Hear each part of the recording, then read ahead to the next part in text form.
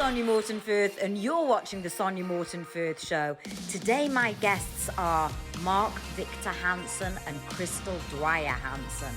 Mark is author, speaker, philanthropist, and serial entrepreneur. He's inspired over 500 million people through his books and is best known as the co-author of The Chicken Soup for the Soul. Crystal is a coach, wellbeing expert, speaker, and author. Together, they make a formidable couple. Crystal, Mark, first of all, I am honored to have you both on my show. So thank you both for being here. I'm sitting in London and you're both in Scottsdale. Right. I'm so happy to be here with you, Sonya. Isn't it crazy in this virtual world we can be together and have a great conversation like this? It really is crazy, and I think that's one thing. If you look at this sort of pandemic as well, and where we've come from, we've certainly upped in terms of the technology and connecting. Doesn't always have to be in person. Now, I am a great fan of face-to-face connection. I absolutely love it. But just to be able to do this and to speak to all these thousands of miles. It's amazing. It really is. So we've got to be grateful for that. Well, what happened is when our publisher called us and said, hey, the book comes out April 28th and you want to push it back because of COVID, and we didn't know how long it'd take, and we didn't know that the bookstores weren't going to be able to pay the publishers, so they weren't going to work, and we'd only get to sell it on Amazon. But instead of selling into 20 big bookstores, which I'm used to, having sold 500 million books with the 312 books I've written, is it now for the first time we're literally around the world. Like here we are with you in the UK, and in the past I'd go there and I'd have to be on BBC, as you know, 28 shows. Well, look, Mark and Crystal, I'm dying to talk more about the book, but perhaps before we get onto the book, Mark, you're certainly no stranger to writing. I'd love to know a little bit more about how you got into writing. Is this something that you always knew you were destined to do? Yes, I think so. I think I was born to be a communicator. At 16, I decided to sort of do it. I went bankrupt at age 25, and I'm sleeping outside of another guy's room, and I decided that I want to write. We teach in our little Ask book, you got to ask yourself, ask others, ask God. And I asked myself, what do I want to do? And I want to talk to people that care about things that matter. That what your show is so good about, Be Inspired, is be totally transformative. Now, the Apostle Paul said, be transformed by the self-renewing of your mind. I went down to my roommates. I was living in Hicksville, New York, after going, bankrupt for $2 million. And I asked my roommates, I said, do you guys know anyone young that's not a cotton top, meaning old, not a lawyer, doctor, celebrity, or Broadway star, that's speaking? And the guy said, yeah, he's a few years older than you. He's out in Hauppauge, Long Island, New York. And I got my little beat up Volkswagen, drove out there, lickety split. Listen to this guy mesmerize the audience for 3 hours. Chip Collins, he became my best friend. I walk up to him and I asked him, I said, can I take you to lunch? You teach me how to do this. He said, look, kid, chance of you making it is 0, 1 in 1,000, maybe you'll make it. But I'll tell you what to do if you stay out of real estate. I own this. And I asked him, well, what can I do? And he said, do the life insurance business. And I did, Tony Robbins and I were talking one time, and we both did 1,000 talks a year the first 3 years in the business, because Wow. if you take massive action, you get massive results. So I was Absolutely. either asking people to give me talks or talking to audience and asking them, what can I do to teach you better? And then I got really good at it. And somebody said, well, gosh, they kept saying, you have that story in a book, because I'm a good storyteller. And this is, the first book I wrote was Stand Up, Speak Out, and Win. And I said, this isn't a New York Times bestseller. It is not an international bestseller, but it's my bestseller. And I want to sign to you, your wife, your kids, and your dog if you have one. and we sold 20,000 copies at $10 each. Now I thought, I've gone from bankruptcy to back. I'm okay. I'm doing really well. Just talk to me a little bit about getting out of that, going from being bankrupt and changing that mindset, because, there are a lot of people, I think, today, right now, that are suffering adversities, they're going through low points in life, and maybe, are facing bankruptcy because of what the situation is, the financial crisis that we're going through as well. How did you pull yourself out of that? So, Sonia, you're asking a perfect question, because right now, it depends on when your country started, and every country that's listening around the world to us is different, but we've all been incarcerated in lockdown. What we call it is a cocoon, and our corporate symbol is a butterfly, and you cannot look at caterpillar and predict butterfly. And we're all in this great cocoon together, and like it or not, you've got to repivot. You've got to ask yourself, how do I reinvent? You've got to ask yourself, what is it I would like to do if I was doing what I want? I've been a flight attendant for the last 30 years, and that's what I do. No, that's what you do. That's not who you are, right? And that's why we have these great questions. You were talking about the mirror questions before we start, and I'll let Crystal address that. But each one of us got to know where we are, where we want to go, and then what action we got to take to get there. And we'll take you through that as we go, if that's okay with you. Because a lot of people are like, you're hanging on by their fingernails. They're so low, they got to reach up to touch bottom. And that is a great place, because it gives you 360 degrees of freedom if you ask yourself, what is it I want to do? Remember, the subtitle of our book is Ask, the Bridge from Dreams to Your Destiny. And we're saying, look, everyone has a glorious, spectacular, opportunistic destiny that you'll be richer, healthier, happier, more successful, better relationships than you've ever had ever. Talking about destinies, and I guess linking that with purpose, there are many people that spend a long time really trying to discover what their destiny is. And I'm a complete believer that everyone has their gift. Everyone has that destiny. Do you have any quick ways to find your destiny? If there's somebody listening to this and thinking, well, that's great, people talk about their destiny, but I just don't know what mine is. And right now, all I do is go to work to pay the bills, which the majority, I guess, of the population do. Right. And it's such a great question, Sonia. To find your destiny, you have to get on that path to discovery. And we call it the bridge, the destiny bridge. And the way you do that is through questions. You know, we say that the 3 channels through which to ask are ask yourself, ask others, and ask God. So it starts with asking yourself. Asking yourself is that reflective, retrospective journey. And we really can't understand ourselves or where we are in our lives until we take that journey with ourselves. And that time we spend alone is more important than any time you'll spend doing anything else. So often people are just racing through life, doing their thing, you know, trying to do more and work harder, but they feel so unfulfilled. And so pulling back, it's sort of like, you know, just like the ocean, the wave has to pull back and come back into the ocean and be quiet and still to gather strength. And then you surge up again. We need to do that in our own lives. So the ask yourself part really is, there are 3 critical phases to that.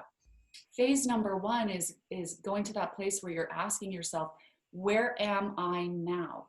Because you can't move forward to anything new unless you understand where you are at this moment and how you feel about it and what you've learned from it. And all of those sub questions that come under, where am I now? Okay, is this what I've been doing? What have I learned from what I'm doing? Do I like it? Is it what I want to do for the rest of my life? And is there something I'm missing inside? What are my greatest gifts and talents? All of these things. So that first critical phase is, where am I now? And then the second critical phase of questions is, where do I want to be? Yes. And, you know, because we'll never figure out how to move forward until we create that blueprint for ourselves. And when we start to ask these specific questions, where do I want to be? You start to literally form this blueprint that you can then fill in with your actions and your intentions. And Mark and I say, you know, always start with, use the imagination. That's part of preparing to be a good asker, is really using your imagination, because we're the only animals on this earth that have an imagination. We can create anything, literally anything in our minds we want. And that becomes that template for how we want to live, who we want to be, what we want to do. So we need to spend time asking, you know, where am I now? Where do I want to be? And start with the nth degree in mind. Why not? You're the creator of your life. You know, you're co-creating your life with God. We really believe that. Like, God's not out there somewhere and, far away. Like, the only way you'll experience God is inside of yourself. So pull that creative power inside of you and start creating, start to imagine yourself at your absolute best, because the only limits on your life are the ones you put on it. So as you say, where do I want to be? Imagine yourself in your greatest career, in your greatest relationship, in, fulfilling your greatest life purpose. And then start to ask yourself the questions backwards and reverse engineer it. Like, who am I talking to every day? What's important to me in this perfect, amazing career? Who are my clients? Who are my colleagues? What are we accomplishing together? How does that feel? How do we respond to each other? How do we work together? All of those things are so powerful, but so few people take the time to take this asking journey. And that's why Mark and I wrote this book, because when you read the book and really start to understand how powerful it is to ask these questions and inquire of these things and how much it will reveal to you, you discover that your life will change dramatically. And then, of course, the final phase of that ask yourself part is, so we said, where am I now? Where do I want to be? And what specific steps do I need to take to get there? Because you do need to put your asking journey into action, of course. So I think this is maybe perhaps where people sort of fall short. And I'm going to go back to, a lot of people have sort of seen The Secret, and, well, if you think about things, they'll just come to you. Right. And I think it sort of got to the stage where a lot of people saying, well, it's great. I've got this. I carry a check in my wallet. It's like, I've got this big check in my wallet. I've written these things down, but they're still not happening. Some people are doing these actions, like you say, and asking these questions. Why do you think there is maybe some roadblocks or things that are sort of stopping people getting really to their dreams and their desires? First of all, we wrote everything we know about asking, about how to get out of the doldrums, because everyone has pulsations in their lives, ups and downs. So we kept asking ourselves, what did we do to get out? And it was asking. And then we did the full research at all the universities everywhere from Cambridge to Harvard to Stanford. And then we interviewed 26 master askers. And what we found out is that they were not afraid to ask. They know when to ask, how to ask, and who to ask. But what happens is, you're right, they hit roadblocks, 7 of them. And the first one, is unworthiness. The second one is fear. The third one is doubt. The fourth one, is pattern paralysis, where you do the same thing over and over again and expect a new result. Well, I can relate to some of these things that you're saying. Right? I mean, it's so much fun, because all of us have several of them hitting it. And the last one is disconnection, where you're just unplugged and don't even start to get it. Well, sorry, but all of us have some of them. So forgive me we're laughing with you. Yeah, no, absolutely. I mean, I think the self-worth thing is such a big thing for everybody. And sometimes we don't realize that we don't have it until we really look deep inside and we ask ourselves the question, well, what is it? And if you really, really go deep, it's like, well, the only roadblock is yourself, really. You're putting yourself in the way of through reaching your dreams, because potentially fear, or you just don't feel worthy of going to those heights that you're capable of going to. Right. And so many people are afraid to ask. And when we start to reckon with that and start asking ourselves these questions and identifying our own roadblocks, then we can sort of open up that gate. We start to open those blocks, because it all starts with awareness and recognition of what is holding us back, and then understanding the journey forward. And we go, I can do this. Now I get it. I can see what's holding me back, and I know the way forward. This is really exciting. It's what you said to start this thing. The story we do on Selfworth is our friend Bob Proctor. I've owned 2 companies with Bobby. Yes. And he's a giant now, but he started out, he's tall, thin, and skinny, but he was in the military, came out, and he was a fireman and making $4,000 a month in 1962. So he's 87 now. And the point is, he owed $6,000, and he goes to the bar and sits with these guys every night and looks around and goes, they're not anybody, they're not going anywhere, they're not doing anything, they don't have any self-worth.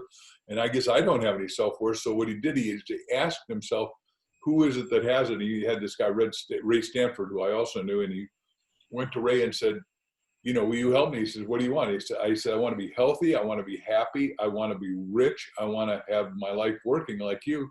And he said, here's what you got to do. And you sort of need a mentor. And what we're finding with our book, now that we've been doing this for 6 months, is that everybody gets a book and then they get a partner to get a book and they mastermind together. 1 and 1 have the power of 11.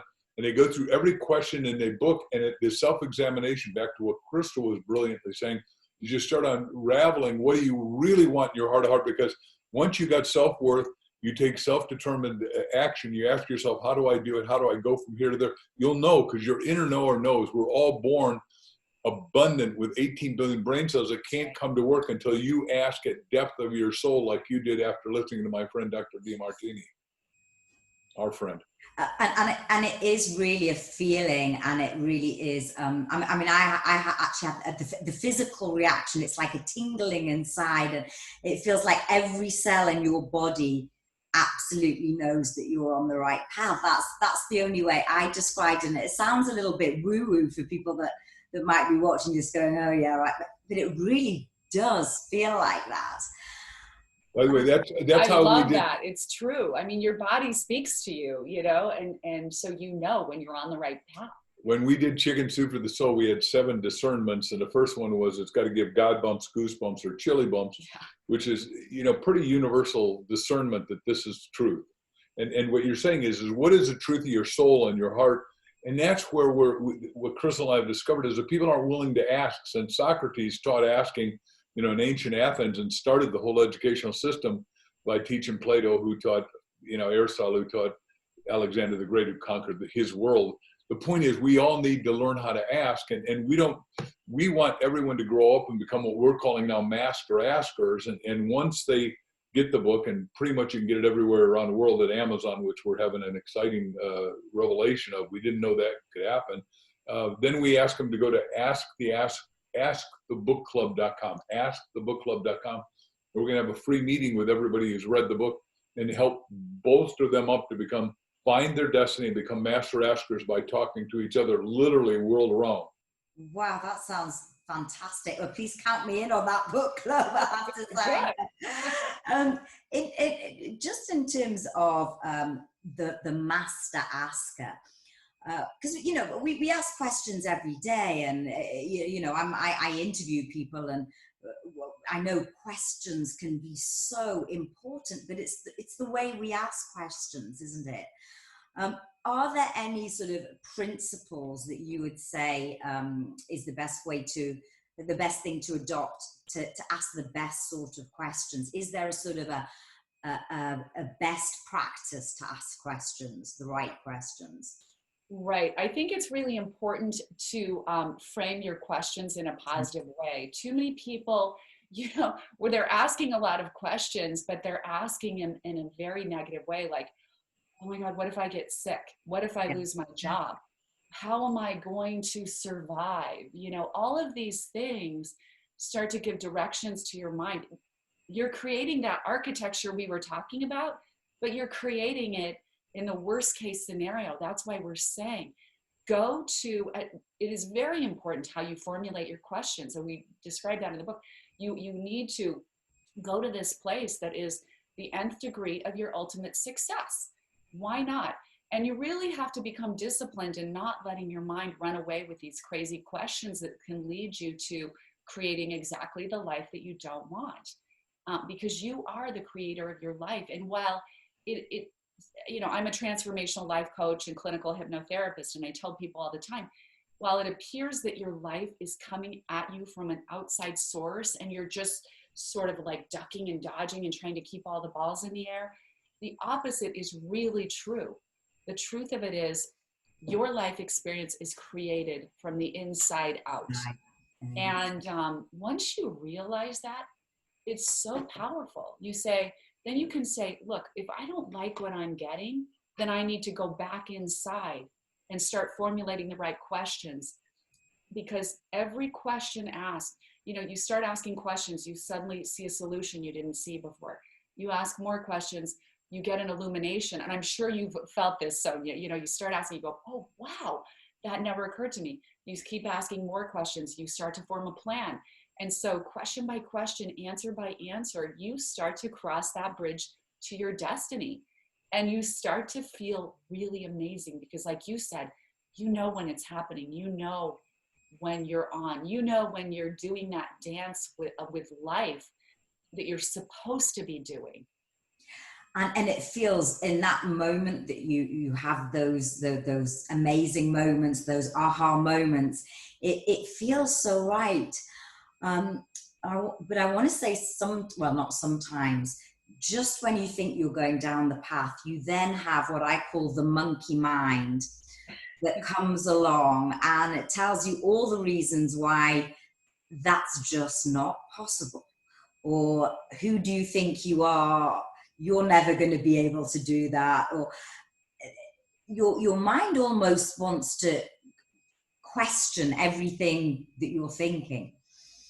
So the answer is, and we get the thing about Edison in there, you know, when Napoleon Hill, the guy who wrote Think and Grow Rich, Yes. interviewed him and said, well, wait a second, you had 10,000 failures. He said, oh, I never had 10,000 failures. I had 10,000 learning experiences. And he says, well, what if you didn't find it? He said, well, if I didn't find it, I wouldn't be interviewing you right now. That's that simple. If I didn't figure out how to do the light bulb. But the way he did it, back to the question you asked Crystal about getting your destiny, we're saying you got to ask yourself 400 times before you go to sleep, God, what's your destiny for me? God, what's your destiny for me? God, what's your destiny for me? God, what's your destiny for me? Remember, I said you got over 18 billion brain cells that they can count, and you got to go to the deeper, innermost, highermost self to find out what you really are, because we've had so much pollution from our family and our friends and our school and our kids and humma. Yeah. And what happens is that once you get over it, Edison knew he was going to find the light bulb. Back to Goosebumps.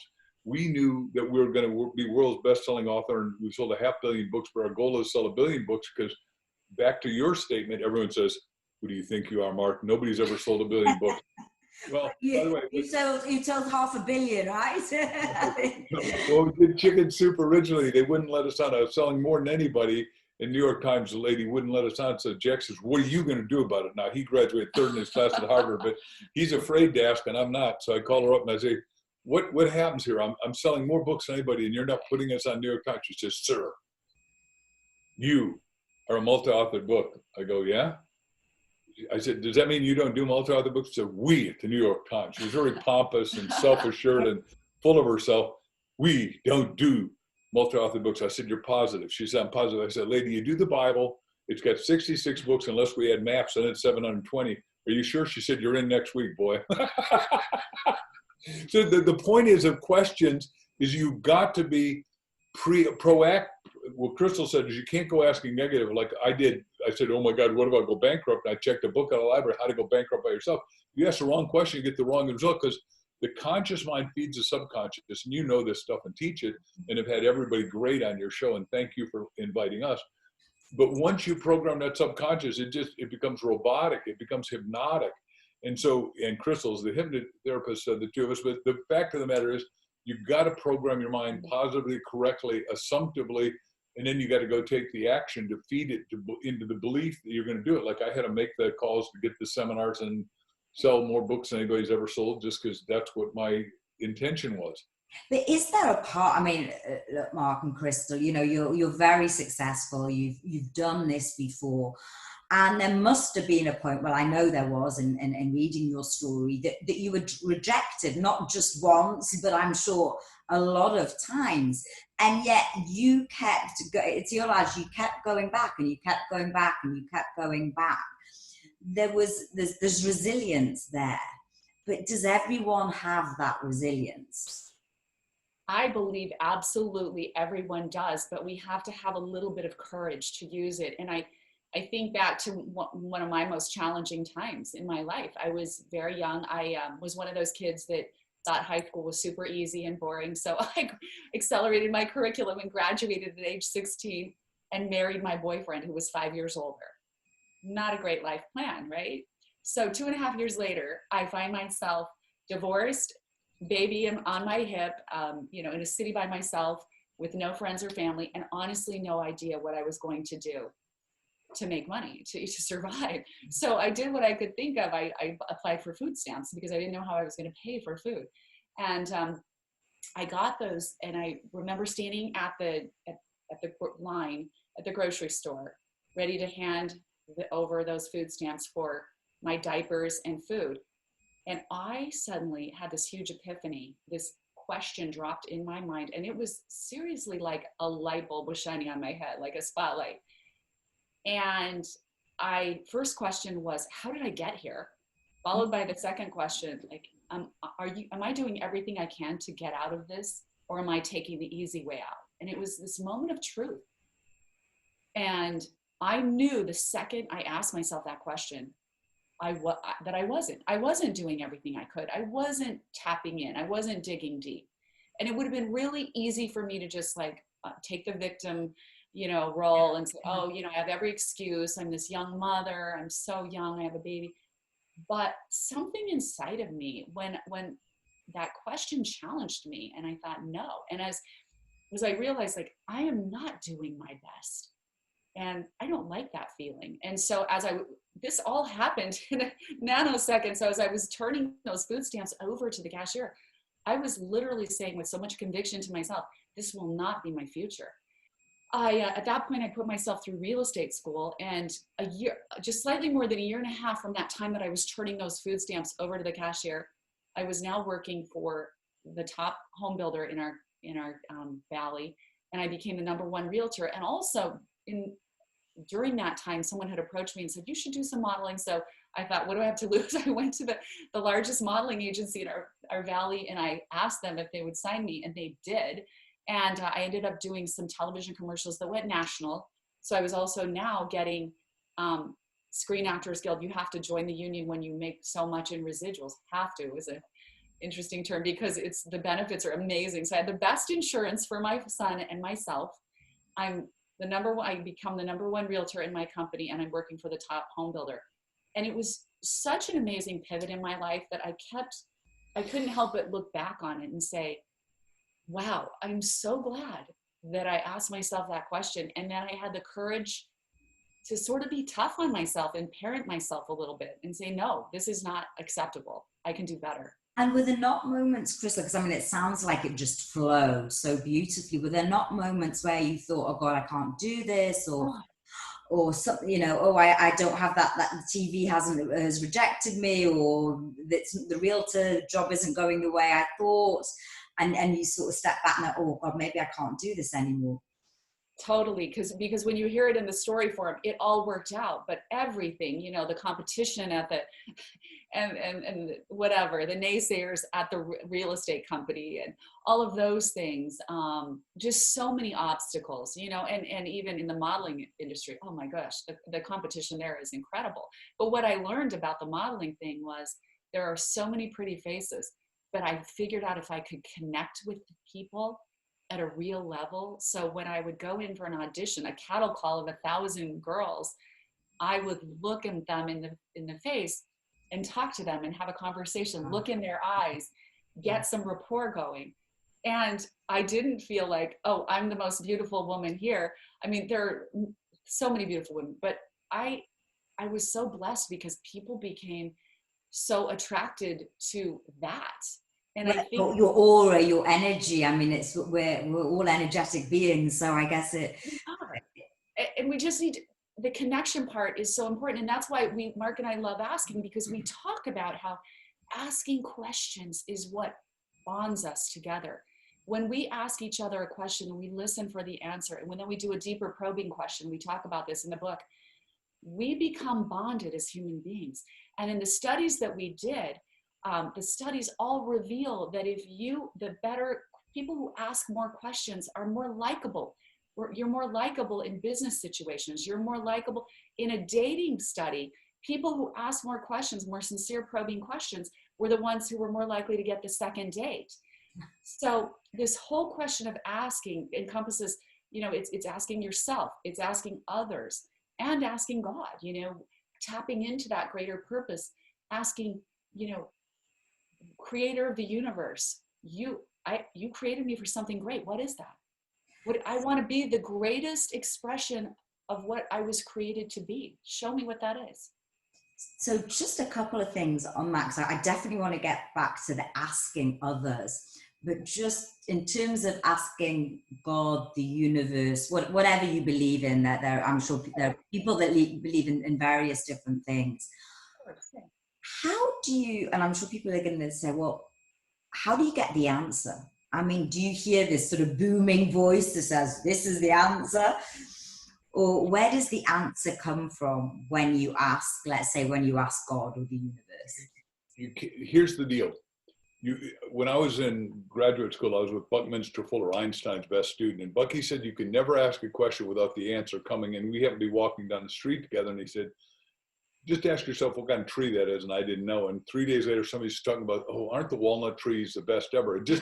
It's sort of spontaneous. So this is why the Bible and all spiritual literature says, ask and you shall receive. Then I want to go back and hitchhike on what you said in response to what Crystal said about her eye contact, her charisma, her energy.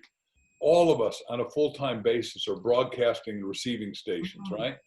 And most people, back to the 7, and by the way, I love the way you asked the question subtly, but the 7 roadblocks, the first one being self-worth. If you don't program yourself the night before you go into, whether it's modeling or a job in sales or a job in business or a job in interviewing or broadcasting, if you don't program yourself positively and correctly, you'll be sending out the wrong box. I don't think I'm worthy of this job. And you're pulling back rather than pushing forward. And what you talked about, a charisma and aura, and all of which is true. I mean, now we can take pictures of our auric energy thanks to Kirlian photography. The point is, we all need to program ourselves with the right questions, so we even have questions to ask that are going to show that we're competent and capable and enthusiastic and really going to just please give me a job. I'm dying. That wrong energy. Wrong energy. Desperate. It's a stop sign rather than a green light. Right. You don't ever want to come from desperation. And that's why it's so important to spend that time with yourself, establishing your greatest vision through those questions, through the right questions. And in terms when we talk to others, it's one area where I've never sort of been frightened. I was always the person putting the hand up and saying, what about this? Or in a room with people, I'd always ask the question that everyone was dying to ask, but they were all too scared to ask. What is this fear that we have of asking questions that might be relatively simple, but people are dying to ask because they don't know the answer, but they feel, you sort of feel stupid. Well, I don't want to look like that stupid person that asked the question, so I'm just going to sit here and not say anything. Right. No, it's so true. Oh, Sonya. So, we all came into this world as these beautiful, uncorrupted children, right? And so we were wildly curious. We wanted to know who, what, when, where, how, why. And we also were not afraid to ask for more, right?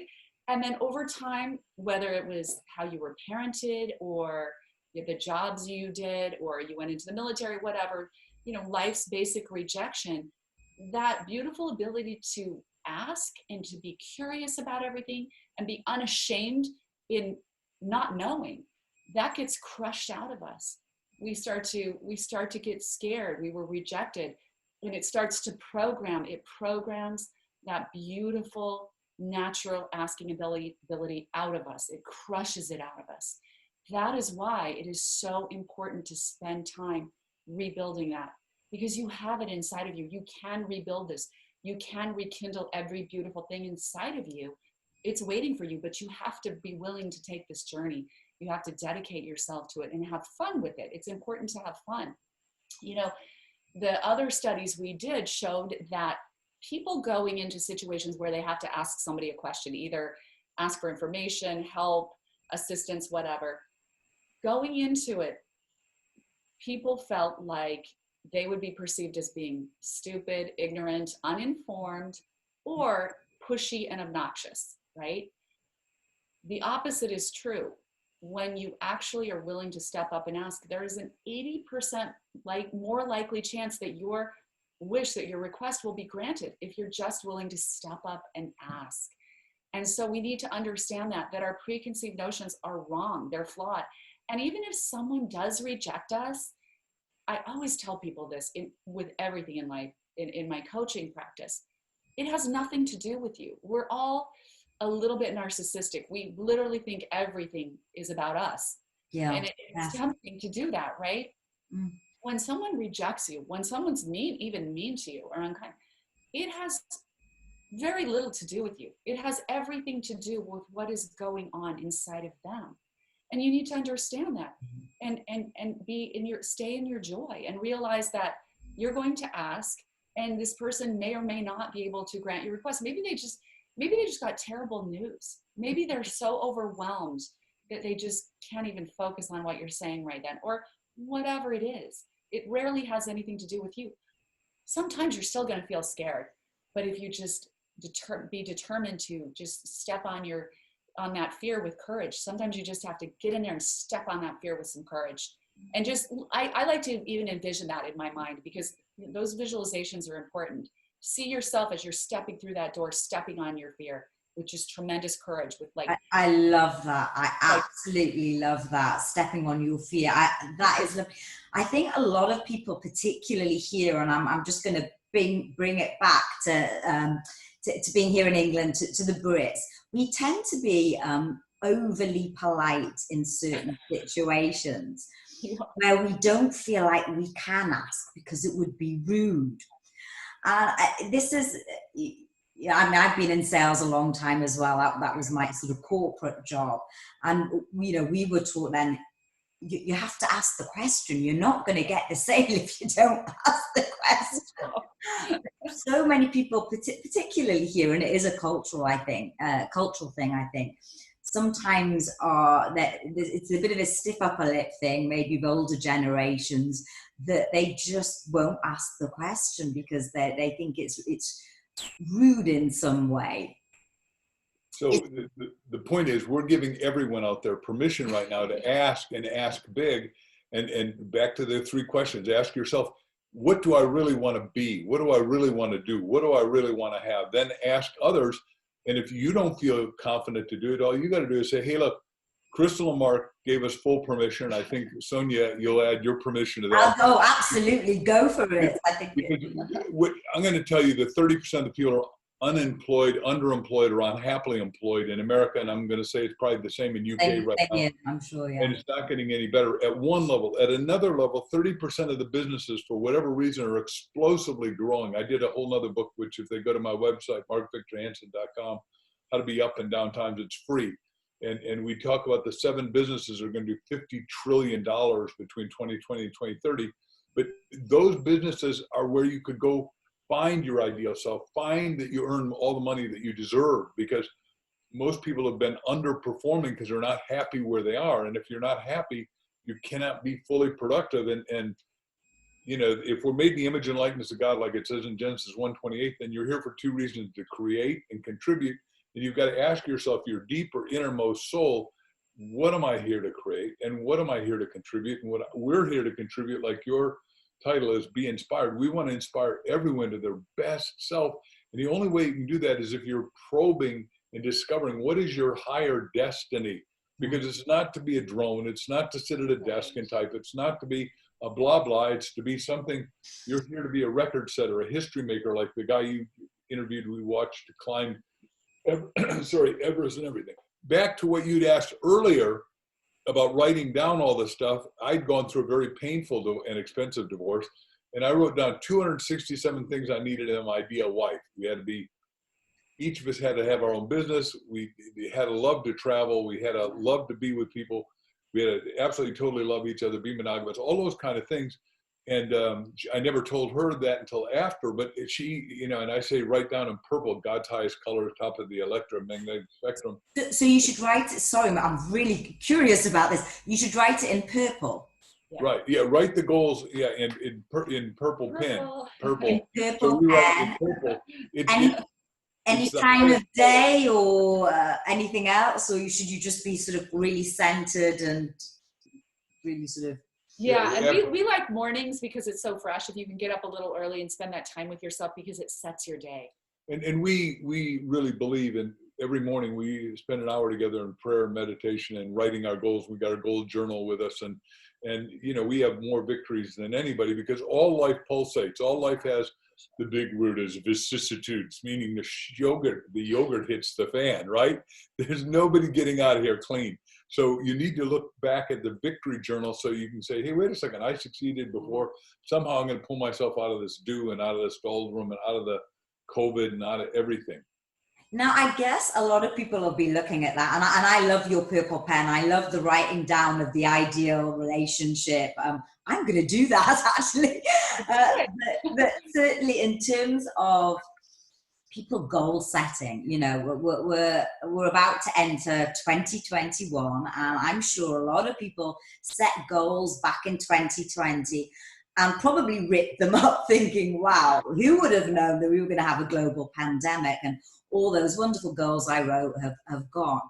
What sort of advice would you give to people that are listening that are about to sort of sit down and maybe write their goals for 2021, and maybe you're a little bit skeptical about the whole goal setting process? If you want to deal with wisdom, get a copy of the book Ask, The Bridge from Dreams to Your Destiny, and get 2 copies, one for you as a Christmas gift for somebody else, and then give it to them, and then go through every question together and start writing it. Everyone needs a mastermind partner, a spouse. Sometimes, like her mother is one of the greatest women in the world. You got to have somebody you go through, because 1 and 1 in mastermind has a power of 11, and 2 people in agreement. 1 can move 1,000, 2 can move 10,000, and we're told pretty repetitively that we're the most formidable couple, and they've asked us to do a whole tape on how to do that. You know, because when you're in alignment and when you're in attunement with God, you're pretty much invincible if you know how to ask. Well, and just let me add to that. When you take this journey, this asking journey, your goals may be, you know, it's important to set your goals to become the best you can be. And maybe the circumstances in your world and your life are going to change, like the pandemic changed us. Mm. But if you're always making sure that your goals include you becoming your greatest expression and all of the ways to do that, then you can't fail. In any situation, you will prevail. You will find success. So that's really important. That's why this is so important to take that journey and really dive into it. In terms of the legacy that you both would like to leave behind, I mean, Ask is a phenomenal book. You've written some amazing books. If I could ask you my sort of final question, which talks about legacy, and that is, if you were to write a message in a bottle for future generations to find, what would that message be? I'll go first this time, and she can go second. So, first of all, we didn't put it in this book, but we're going to do it we're doing an Ask course that will take people through. And I say you got to write 100-year goals minimum. Now my goal, I'm 72 years young. Never call yourself old. That would be a besmirchment of the soul.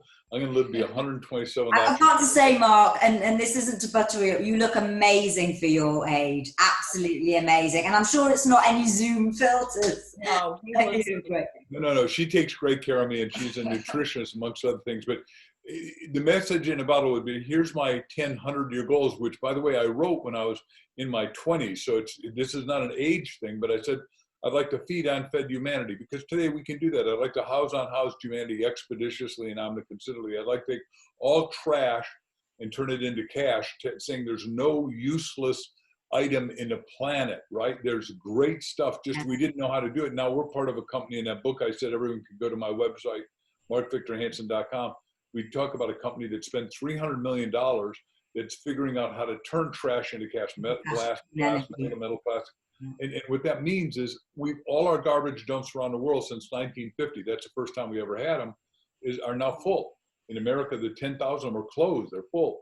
And now we can take all that back and turn it into resources. We turn into resources in America, that means 22 million people. Your population is 160 million, if I got it right. So that's 10 million new jobs just for the UK, like that. So we're in an exciting time if you're awake and asking questions. What's going to work? What is the future? What is the trend? What's going up and not going down? And you can be part of it. And now I'll let you answer your legacy questions, honey. I think my message in a bottle would be that the only way to ever find the magic in life is to find the magic within, and spend time going inside of yourself, being with God, universe, being with Creator, and setting your goals and your destiny from the inside out, and your vision, because that's where it's created. Crystal, Mark, where can people find out about you? How can people buy the books? We will put the links in the show notes as well. But it'd be great if you could just tell people. We'd like everyone to go to more or less Amazon is available everywhere. And the bookstores, even BNN is owned by a British company now, which is having financial trouble on sorting. So ask The Bridge from Dreams to Your Destiny at Amazon, and then go to my website, markvictorhansen.com, if you would please. And Crystal. Well, so yeah, I was going to say, don't forget, when you get the book, be sure to join the book club, askthebookclub.com. That's super important. And then just find us on social media. We love to stay in touch. I'm under Crystal Dwyer Hansen, kind of a tongue twister. It's a long story, but I had to keep that name because I already had so many impressions, they wouldn't let me drop it. So, so Crystal Dwyer Hansen, then of course, Mark Victor Hansen, and Facebook, Instagram, Twitter, all of the above. You can find us, but please stay in touch. We love connecting with everyone. And I really try to answer people through messages and things like that. It's important to me. I love being in touch with everyone. So let us know how you're doing on your asking journey. Crystal, Mark, it's been an absolute pleasure having you on my show all the way from the US. Thank you so much. You're doing amazing things and you really are changing the planet. Thank you. Thank you. Hope you enjoyed the show. Remember, there's a new interview out every Monday. So hit subscribe and like, and you'll get it straight into your inbox.